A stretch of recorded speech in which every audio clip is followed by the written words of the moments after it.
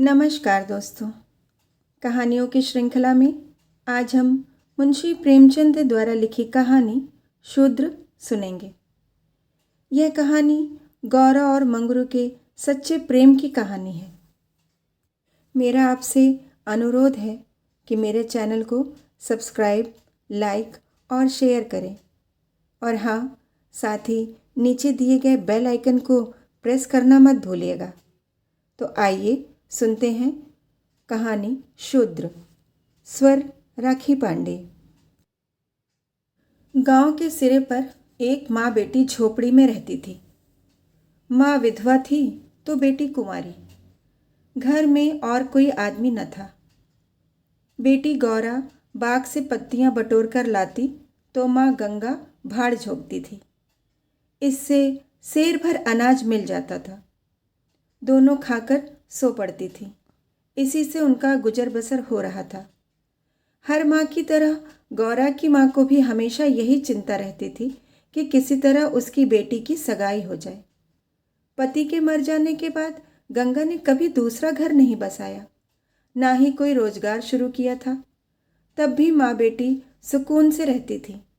इस बात को लेकर गांव के लोगों पर माँ बेटी पर संदेह होता था।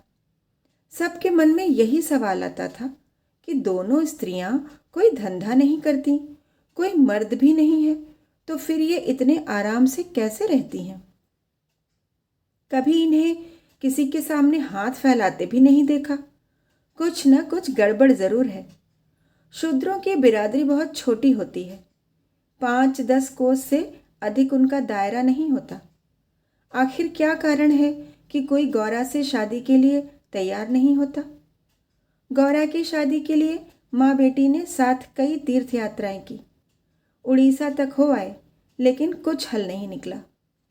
गौरा सुंदर और सुशील थी, लेकिन किसी ने उसे कुएं पर हंसते बोलते नहीं देखा था। उसकी निगाहें कभी ऊपर न उठती थी। उसकी ये हरकत गांव वालों के शक को और मजबूत करती थी। सभी को यही लगता कि कोई स्त्री इतनी सती कैसे हो सकती है। दिन गुजरते गए। गौरा की माँ चिंता में घुलती जा रही थी। उधर गौरा की सुंदरता, उसकी जवानी गांव वालों की नज़रों में चुभ रही थी। एक परदेसी गांव से दूर नौकरी की खोज में कलकत्ता जा रहा था।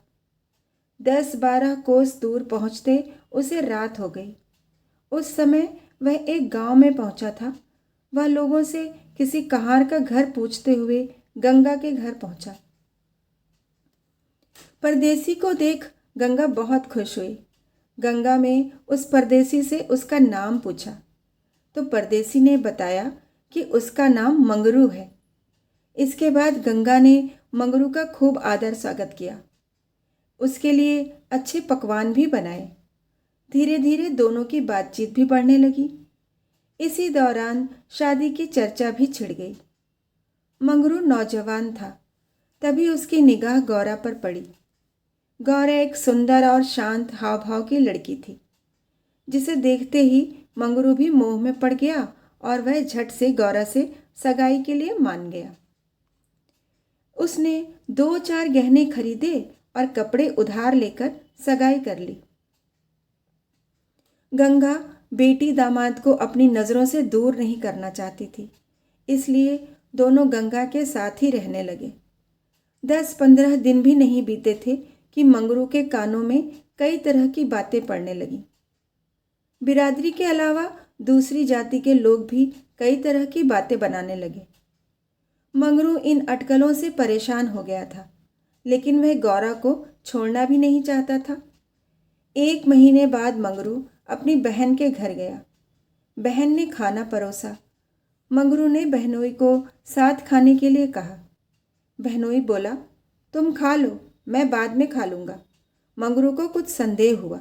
उसने साफ पूछ लिया कि आखिर बात क्या है। बहनोई बोला, मैं तुम्हारे साथ नहीं खा सकता। तुमने बिरादरी से बाहर शादी की है, किसी से न पूछा न कुछ बताया। जब तक पंचायत नहीं होगी मैं तुम्हारे साथ उठ बैठ नहीं सकता। तुम्हारी हरकत की वजह से मैं समाज से रिश्ता नहीं खत्म कर सकता। मंगरू तेजी से उठा और ससुराल लौट आया। मन बेचैन था। उसने किसी से कुछ नहीं कहा और रात के अंधेरे में गौरा को छोड़कर चला गया। इसी तरह कई साल बीत गए, लेकिन मंगरू का कुछ पता न चला। पति के गायब होने पर भी गौरा उदास न थी। वह हंसती खेलती, मांग में सिंदूर लगाती, रंग बिरंगे कपड़े पहनकर तैयार होती थी। अपने पीछे मंगरू एक भजन की किताब छोड़ गया था। खाली समय में गौरा उस किताब से कोई भजन गाती थी। पहले गौरा गांव की औरतों से ज़्यादा मिलती जुलती नहीं थी। दरअसल उसके पास उन स्त्रियों से बात करने के लिए कोई विषय ही नहीं होता था। गौरा के पास अब गृहस्थ जीवन की ढेरों बातें थीं, जिसकी चर्चा वह गली मोहल्ले की औरतों के साथ करती थी। वह सभी को बताती कि मंगरू कितना अच्छा, सहनशील है। तभी वहाँ मौजूद एक स्त्री ने पूछ लिया, गौरा, मंगरू तुम्हें छोड़कर क्यों चला गया? गौरा कहती, मर्द कभी ससुराल में रह सकता है भला? बाहर जाकर पैसा कमाना ही मर्द का असली काम है। वही जब कोई गौरा से ये सवाल करता कि मंगरू खत क्यों नहीं लिखता, इस पर गौरा मुस्कुराकर कहती, अपना ठिकाना बताते डरते हैं, जानते हैं गौरा सामने आ पहुँचेगी। सच कहूँ तो मैं उनके बिना एक दिन भी नहीं रह सकती।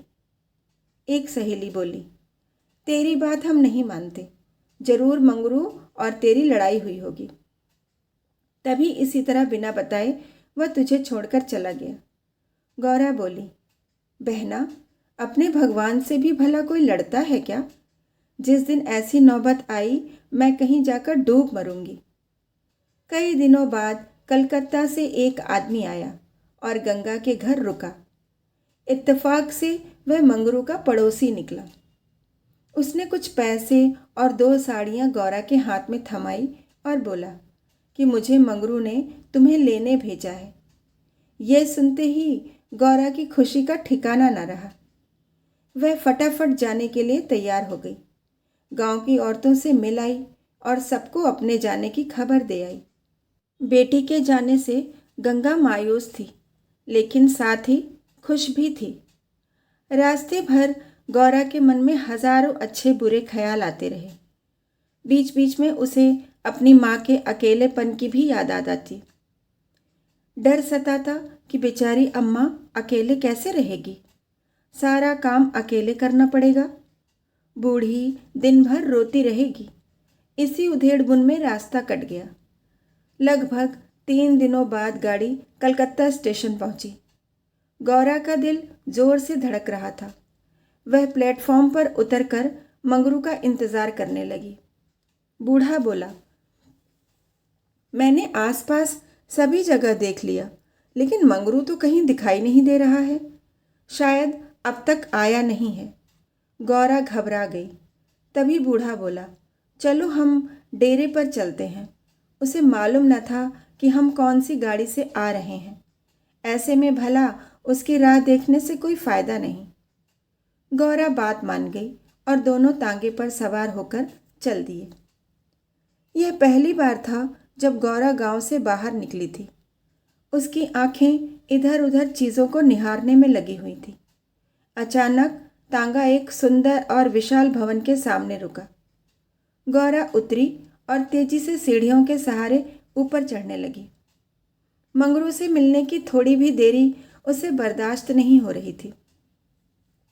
तभी बूढ़े ने पहली मंजिल के एक कमरे की ओर इशारा करते हुए कहा, यह मंगरू का कमरा है, जाओ, वह अंदर ही पड़ा होगा। गौरा अंदर गई, लेकिन कमरे में कोई न था। कोने में खाट और 4-5 बर्तन पड़े हुए थे। वह बाहर आई और बूढ़े को बताया। बूढ़ा बोला, मंगरू काम पर गया होगा, शाम को लौटेगा। यहाँ वह किराए पर रहता है। कमरे में मंगरू को न पाकर गौरा थोड़ा मायूस हो गई, लेकिन शाम को मिलने की सोचकर मुस्कुराई और साफ सफाई में लग गई।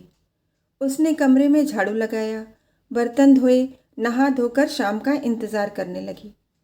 राह देखते देखते शाम हो गई, लेकिन मंगरू का अब तक कोई पता न था। गौरा का मन फिर घबराने लगा। घना अंधेरा छा गया था। परंतु कमरे में एक दीपक तक न था। जब भी किसी की आहट होती तो गौरा को लगता मंगरू आया होगा, लेकिन दरवाजे पर कोई दस्तक न होती थी।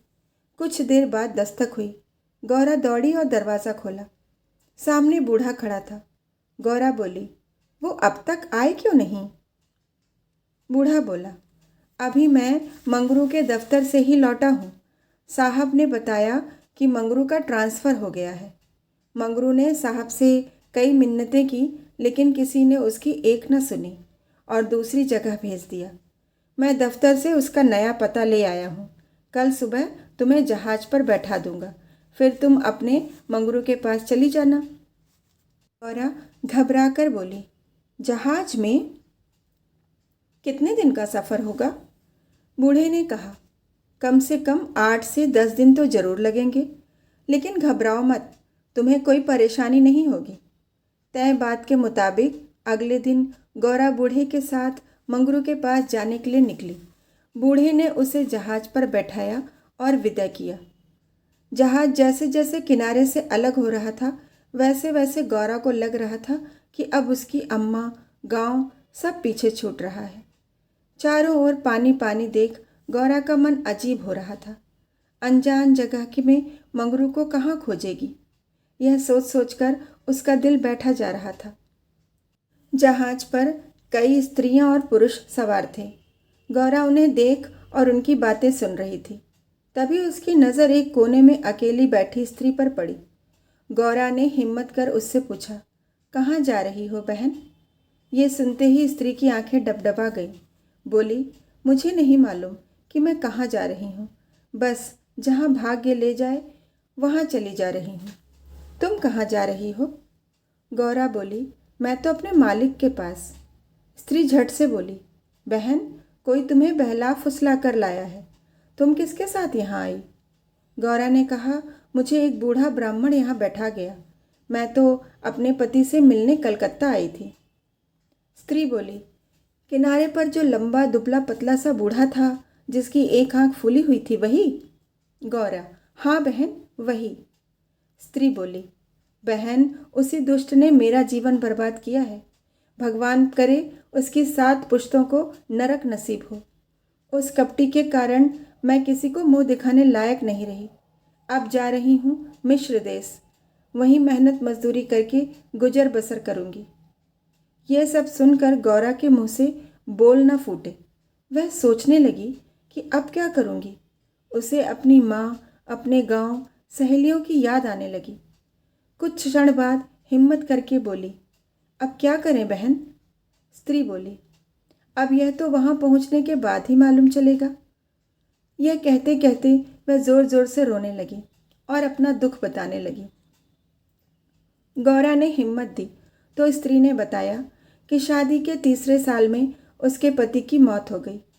पति के ख्यालों के साथ वह किसी तरह जी ही रही थी कि एक रोज़ पापी बूढ़ा वेश बदलकर भिक्षा मांगने आया।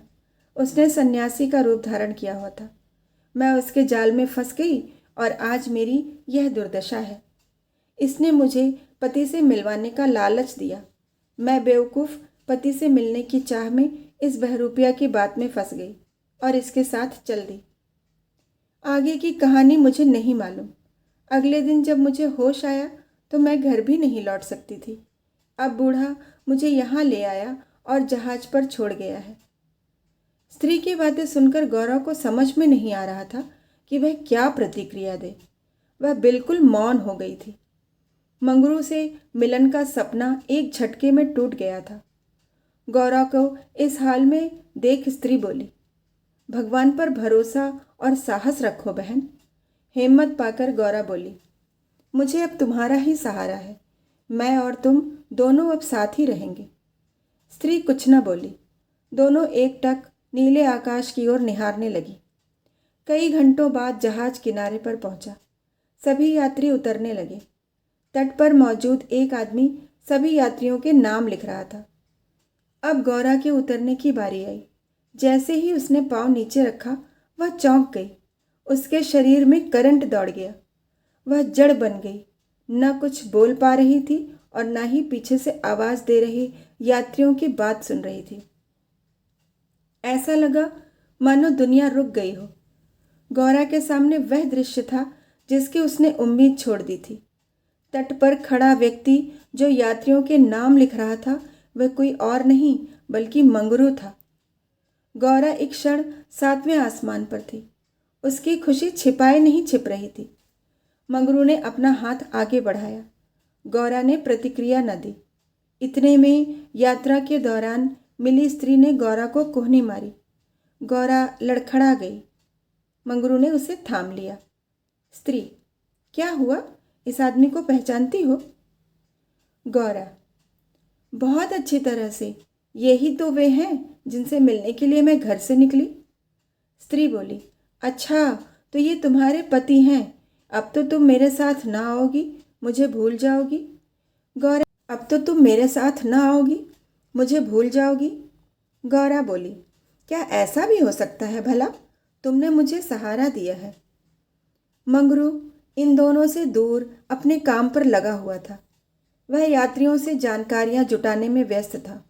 गौरा कोने में खड़ी मंगरू को निहार रही थी। कुछ देर बाद उसका काम खत्म हुआ और वह गौरा के पास आया। मंगरू, तुम कौन हो? क्या नाम है तुम्हारा और कहाँ से आई हो? गौरा मंद मंद मुस्काई और बोली, गौरा नाम है हमारा, मदनपुर बनारस से आए हैं। मंगरू ने उसका हाथ थाम लिया और आंखों में आंसू लिए बोला, भला तुम यहाँ आई कैसे? गौरा ने उसके आंसू पोंछे और चौंक कर बोली, तुमने ही तो बुलावा भेजा था, सो मैं आ गई। मंगरू को समझ नहीं आया कि गौरा क्या कह रही है। उसने बोला, मैंने कब बुलावा भेजा? भला मैं तो पिछले 7 सालों से यहाँ कैद हूँ, चाह कर भी घर नहीं जा सकता। गौरा घबरा कर बोली, तुमने बूढ़े को नहीं भेजा था मुझे लाने के लिए? मंगरू बोला, बिल्कुल नहीं। गौरा का मन छोटा हो गया। उसने इस जवाब की आशा न की थी। गौरा गुस्से में बोली, मैं कल ही यहाँ से चली जाऊंगी, मुझे तुम पर बोझ नहीं बनना।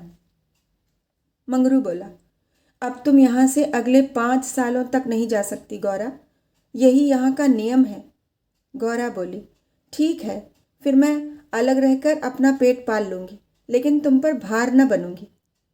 मंगरू बोला, तुम मेरे लिए कभी बोझ नहीं हो सकती गौरा, तुम सती हो, देवी हो। जिसे बूढ़े आदमी ने तुम बहकाया उसी ने मुझे भी यहाँ भेजा है। आओ मेरे साथ, मेरे ठिकाने पर चलो, वहाँ आराम करने, फिर आगे बात होगी। यह स्त्री कौन है तुम्हारे साथ? गौरा बोली, यह मेरी सहेली है, यात्रा के दौरान जहाज पर मिली। इसका यहाँ कोई ना है, अतः यह मेरे साथ ही रहेगी। मंगरू मान गया। 3 लोग पैदल चल दिए। तभी सामने से 2 लंबे चौड़े शरीर के आदमी आते दिखाई दिए। मंगरू के पास आकर दोनों आदमियों ने बोला, आज से ये दोनों औरतें हमारी। मंगरू के क्रोध का ठिकाना न था। मंगरू चिल्लाकर बोला, ये दोनों मेरे घर की स्त्रियां हैं, इन पर आंख तक न डालना। दोनों आदमी ठहाके लगाकर हंस पड़े। मंगरू का गुस्सा और बढ़ गया। तभी एक आदमी गौरा की ओर हाथ बढ़ा और उसके हाथ पकड़ने की कोशिश करने लगा। मंगरू चिल्लाया, छूना मत, वरना अच्छा नहीं होगा। दोनों आदमी सहम गए और बाद में देख लेने की धमकी देकर आगे निकल गए। मंगरू, गौरा और उसकी सखी आगे बढ़ गए। मंगरू बोला, इसलिए मैं कह रहा था ये जगह तुम जैसी औरतों के लिए नहीं है। अचानक सामने से एक अंग्रेज आ पहुंचा। उसने मंगरू से कहा, जमादार, ये दोनों औरतें आज से मेरे कोठे पे रहेंगी। मंगरू ने हाथ जोड़ लिए। बोला, साहब, ये मेरे घर की औरतें हैं, इन्हें जाने दीजिए। अंग्रेज बोला, झूठ मत बोलो तुम। गौरा की ओर इशारा कर उसने कहा, इसको हमारी कोठी में भेज दो। मंगरू कांप गया और ना में सिर हिलाने लगा, लेकिन तब तक अंग्रेज आगे बढ़ चुका था। साहब की बात पर अमल करना जमादार का काम था। मंगरू समझ नहीं पा रहा था कि वह क्या करे। आखिरकार रास्ता खत्म हुआ। सामने मजदूरों के रहने के लिए मिट्टी के घर बने थे। बाहर दर्जनों की संख्या में स्त्री और पुरुष बैठे थे। सभी गौरा और सखी को गंदी नज़रों से घूर रहे थे। किसी तरह नज़र बचाकर मंगरू दोनों औरतों को घर ले गया और खुद दरवाजे पर बैठ रहा। दोनों स्त्रियां कमरे के भीतर अपने भाग्य को कोसती तो मंगरू दरवाजे पर बैठा रखवाली करता रहता। किसी तरह रात बीती। अगले रोज़ दिन किसी तरह कट गया। रात के तकरीबन 10 बजे दरवाजे पर दस्तक हुई। मंगरू निकला तो देखा सामने सिपाही खड़ा है। सिपाही बोला, चलो तुम्हें साहब ने बुलाया है। मंगरू बोला, भाई तुम हमारे देश के आदमी हो, मुझ पर मुसीबत आन पड़ी है, मदद करो। जाओ साहब को कह दो कि मंगरू घर पर नहीं है। सिपाही बोला, ना बाबा, वह बहुत गुस्से में है, मैं ऐसा कुछ नहीं कह सकता, तुम साथ चलो। मंगरू के पास कोई चारा न था, वह सिपाही के साथ निकल गया। मंगरू को सामने देख साहब जोर से चिल्लाया, वह औरत कहाँ है? कल तुम उसे मेरे कोठे पर क्यों नहीं लाए? मंगरू ने हाथ जोड़ लिए और बोला, वह मेरी पत्नी है साहब। साहब बोला, वह दूसरी कौन थी फिर? मंगरू, मालिक वह मेरी बहन है। साहब गुस्से में बोला, हम कुछ नहीं जानते हैं, तुम उन दोनों में से किसी एक को लेकर आओ, जल्दी। मंगरू साहब के पैरों में गिर गया और रोने लगा, लेकिन साहब का दिल नहीं पसीजा। उसने आदेश दिया, जल्दी एक स्त्री को लेकर आओ वरना तुम्हें कोड़े पड़ेंगे। मंगरू कोड़े खाने को तैयार हो गया। साहब नशे में था। उसने न आव सोचा न ताव। हंटर निकाला और कोड़े बरसाने शुरू किए। मंगरू की चीख निकल आई। साहब उसे लगातार कोड़े मारते रहे, लेकिन वह अपने घर की औरतों की इज्जत देने को तैयार न हुआ। उसने अपने प्राण त्यागना बेहतर समझा। इधर गौरा और सखी कमरे में बैठे मंगरू की बाट देख रही थी। उन्हें क्या पता कि मंगरू पर क्या बीत रही थी। अचानक किसी के चीखने रोने की आवाज़ सुनाई पड़ी। कान लगाकर सुना तो कलेजा मुंह को आ गया। यह मंगरू की आवाज़ थी। गौरा दौड़कर दरवाजे पर पहुंची। मंगरू की आवाज़ सुनकर उससे रहा न गया तो आवाज़ के पीछे दौड़ गई। फाटक खुला था। गौरा कोई है आवाज़ देने लगी, लेकिन जवाब न मिला। वह अंदर जा पहुंची। सामने मंगरू खुले बदन लहूलुहान हुए खड़ा था और अंग्रेज उस पर चाबुक बरसा रहा था। गौरा से यह सहन नहीं हुआ। वह दौड़कर मंगरू से लिपट गई और बोली, इनके बदले जितना चाहो मुझे मार लो, लेकिन इन पर दया करो। अंग्रेज खुश होकर गौरा से बोला, तुम यहाँ मेरे पास रहोगी तो मैं इसे छोड़ दूंगा। गौरा बहुत असहाय महसूस कर रही थी, कुछ न बोली। वहीं मंगरू दर्द से कराह रहा था। जिस साथ के लिए वह यह सब कर रहा था उसकी आंखों के सामने उससे छूट रहा था। गौरा ने दिल पर पत्थर रखकर कहा, मुझे तुम्हारी शर्त मंजूर है, लेकिन अपने पति के स्वस्थ होने के बाद मैं तुम्हारे पास आऊंगी। अंग्रेज बात मान गया। उसने मंगरू पर अत्याचार बंद किया और सिपाही को उसे अस्पताल में भर्ती कराने का आदेश दिया। मंगरू को अस्पताल ले जाया गया। गौरा भी उसके साथ थी। इलाज के दौरान गौरा एक क्षण के लिए भी मंगरू के सामने से नहीं हटी। 4 दिनों के इलाज के बाद मंगरू ने आंखें खोली। तय शर्त के मुताबिक अब गौरा को मंगरू का साथ छोड़ अंग्रेज के पास जाना था। यह उसे मंजूर नहीं था। ऐसे में उसने मरना बेहतर समझा। अस्पताल के बाहर नदी की धार बह रही थी। गौरा जाकर उसमें कूद पड़ी। आनन फानन में एक अस्पताल कर्मचारी दौड़ा मंगरू के पास आया और गौरा के नदी में कूदने की सूचना दी। मंगरू की आंखों के सामने अंधेरा छा गया। उसे कुछ समझ नहीं आया। दौड़कर नदी के सामने पहुंचा और छलांग मार दी। जीते जी जो कभी साथ नहीं रह पाए, अब वे दोनों परलोक की यात्रा में साथ जा रहे थे। कहानी सुनने के लिए बहुत बहुत धन्यवाद। कल फिर मिलेंगे एक नई कहानी के साथ।